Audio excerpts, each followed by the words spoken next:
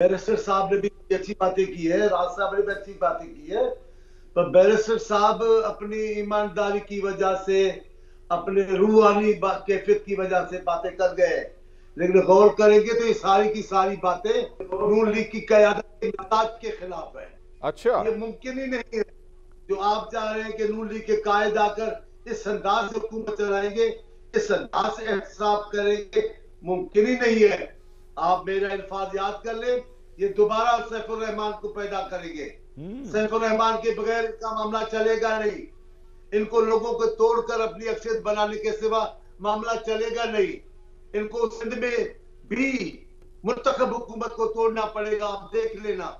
ये कर गुजरेंगे, इन्हें कुछ पावर के सामने कुछ नजर नहीं आता।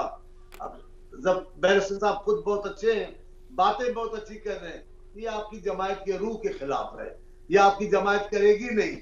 हमने क्या किया, बेनजीर साहब के साथ आपने चार्टर की, उसके ठीक दूसरे दिन आपने उस चार्टर की खिलाफवर्जी की। आप कोयटा में जाकर नया एहताज बनाया, आपने बेनजीर साहब को एतमाद भी नहीं लिया। आप हकीकी माना में जो बात होगी वो आप करेंगे ही नहीं। आपको फौरी तौर पर अपना फायदा नजर आता है।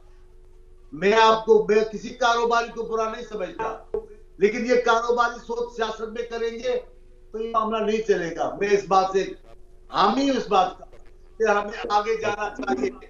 अब हमें पुरानी बातों को छोड़ना चाहिए, पर आगे कैसे जाएंगे जब आप माजी से जान नहीं छुड़ाएंगे। हाँ। भुट्टो साहब ने ठीक कहा, मेरे पीर साहब ने वो कहा था कि जब तक आप अपनी गलतियों का एतराफ नहीं करेंगे, आप गलतियों से आजाद होकर कोई चीज नहीं कर सकेंगे। ये अपनी गलतियों का एतराफ करें ना। इन्होंने किस अंदाज से पंजाब से एक बहुत बड़ा ग्रुप तोड़ के अपनी हुकूमत बनाई पंजाब में, बताएं। अक्सर में थे जो उन्होंने बनाया, वो मानिका साहब वाला ग्रुप लेकर, बताएं, तसव्वुर करें। सिंध हुकूमत में पीपल्स पार्टी की हुकूमत थी, अक्सर की हुकूमत थी, जाकर जतीन साहब को कैसे आप लाए, आप ऐसे ऐसे भूल जाएंगे।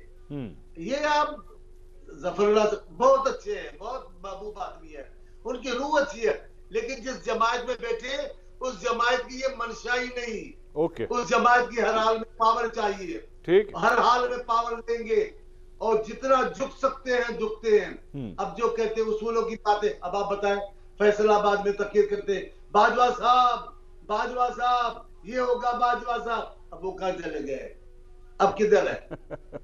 हमें एतराफ करना होगा अपनी गलतियों का, ठीक, हमें आगे जाना है तो हमें सच्चाई के साथ कहना होगा। ये हमें दूसरी पार्टी का भी उतना ही एहतराम करना होगा, उनके मैंडेट का एहतराम करना होगा।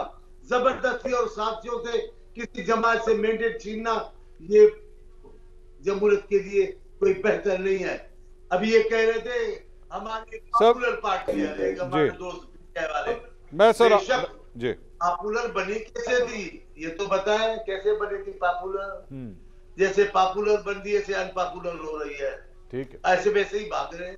जैसे आप ट्रक के भर के लाए, अब ट्रक के भर के जा रहे हैं।